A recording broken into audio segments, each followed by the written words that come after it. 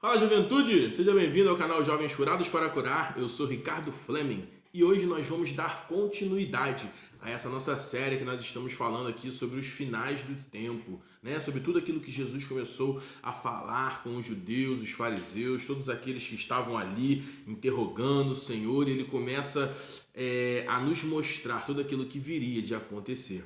Amém? Então, nós já lemos ontem que o Senhor Jesus ele começa a explicar por parábolas aquilo que iria acontecer com Jerusalém, aquilo que a igreja viria a fazer, que somos hoje eu e você, e agora o Senhor vai começar a confrontar, amém? Os fariseus por causa da sua hipocrisia, por causa da sua forma errada de pensar. Então, se você começar a ler do 22 em diante, eles tentam pegar Jesus com a pegadinha lá sobre o imposto, se deve pagar, se não deve. Depois os saduceus, eles vêm querendo saber sobre a ressurreição.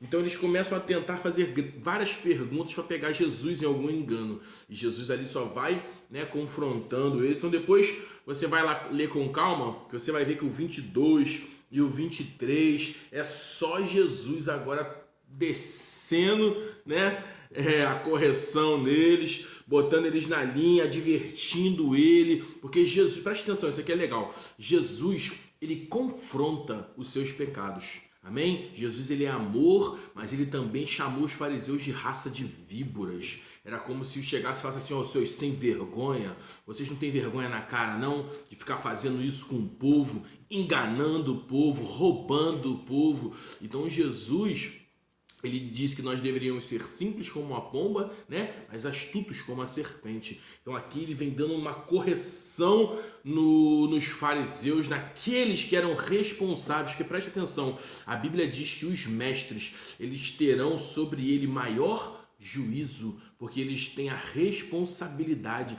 de ensinar as pessoas sobre o caminho do Senhor. Então aqui o Senhor Jesus, ele vem batendo com força neles, e eu quero ler um pedaço com vocês aqui. Amém? É Mateus 23, 37. Depois de toda essa correção que o Senhor Jesus vem trazendo para eles, lembrando que nós estamos falando sobre os fins dos tempos, e aí Jesus vai falar no 37 o seguinte com ele. Corre aí, pega a tua Bíblia, vamos lá. Mateus 23, 37. Depois de todo esse sabão que Jesus dá neles, ele vai dizer assim, ó: Jerusalém, Jerusalém, que mata os profetas e apedrejam os que te foram enviados. Quantas vezes quis eu reunir os teus filhos como a galinha junto os teus pintinhos debaixo das asas, e vós não o quisestes. E no 38 ele vai dizer: e eis que a vossa casa ficará deserta, em outras versões, abandonada. E no 39 ele diz: e declaro, pois, que desde agora já não me verá mais, até que, lembra que eu expliquei sobre isso? Sempre que você lê na Bíblia até que, é prazo de validade. Ele diz: até que venhais a dizer, bendito é o que vem em nome do Senhor. Então, o que o Senhor Jesus está dizendo aqui agora? Jesus está dizendo assim, ó, a partir desse momento, Jerusalém, o tempo que estava correndo sobre você, ele agora foi interrompido. Nessa hora, Jesus, ele para aquelas 70 semanas que se iniciaram, aquelas 70 semanas que Daniel fala da saída de Jerusalém, a reconstrução do templo, até que viria, o Messias, o Filho de Deus. Essas 70 semanas, elas se cumprem literalmente sobre a vida dos judeus. Se você depois fizer a conta, você vai ver que são 69 semanas que se deram até esse dia. E o que acontece nesse dia? Jesus, ele vai dizer, nesse dia Jesus vai dizer: até que vocês voltem a me clamar novamente, esse tempo foi parado sobre vocês. E agora vai se iniciar o tempo da igreja. E eu lembro sobre a parábola que Jesus disse sobre os lavradores maus. A gente ainda vai ler uma outra parábola mais à frente que vai falar sobre as noivas. tudo o Senhor Jesus aponta para uma igreja vitoriosa, uma igreja que não vai falhar como os judeus falharam, porque lá na parábola dos lavradores maus, o Senhor Jesus diz que a igreja não falha, ela vai entregar os seus frutos no devido tempo. Então, até que chegue esse dia em que a igreja entrega seus frutos, é retirada da terra, vai se iniciar novamente o tempo dos judeus. Ricardo, quando vai se iniciar os tempos dos judeus?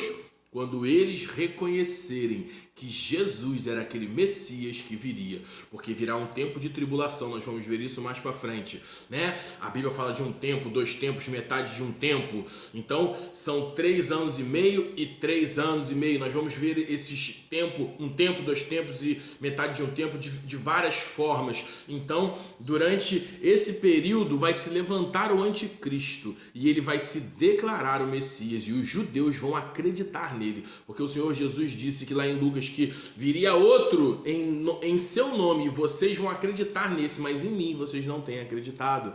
Mas chegará um momento em que os judeus verão que esse que se diz ser o Messias, que será o anticristo, ele não é o Messias. Por quê? Porque as suas obras, a sua postura, o seu comportamento será diferente daquilo que a palavra de Deus diz. E nessa hora vai se cumprir Mateus 23, 39, é onde eles vão dizer: bendito é o que vem em nome do Senhor, porque nós erramos e o santo, o Messias, o Cristo era aquele que nós matamos. E nessa hora o tempo volta a correr de novo sobre a vida dos judeus, para que se complete essas 70 semanas. Então eu quero te dizer, falando um pouquinho sobre essa escatologia, sobre das coisas que virão. Eu não quero enfatizar sobre aquilo que vai acontecer com os judeus, até porque nós não estaremos aqui. Amém? A igreja não vai estar aqui nessa hora, porque eu creio que a igreja ela vai ser retirada. Se nós vamos entregar os nossos frutos, se nós que somos o segundo grupo de lavrador, vamos entregar os frutos, quer dizer que nós iremos sair de cena. Então, se nós vamos sair de cena para que o outro grupo entre, então quem é esse outro grupo? Da mesma forma que os judeus saíram e nós entramos, nós saímos e depois os judeus entrarão. Amém? E aí sim vai se cumprir esse tempo. Então, o que eu quero que você aprenda com tudo isso bem rápido aqui, juventude, que você não vai falhar. Não olhe para as suas dúvidas, para os seus problemas. Ricardo, mas está acontecendo isso comigo. Eu só tenho sei lá quantos anos, 10, 15, 20, 30, e tem tanta coisa acontecendo. Não olhe para as circunstâncias. Se apegue no que a palavra de Deus diz. A palavra é a verdade. Não deixe Satanás colocar no seu coração dúvidas ou incerteza. Lembre-se que você é vitorioso. Se você buscar o Senhor em primeiro lugar, Ele vai suprir, Ele vai fazer, Ele estará contigo, juventude, todos os dias. Voltem a buscar o Senhor, voltem a desejar o Senhor. Para quê? Para que nós possamos apressar esse dia de Deus.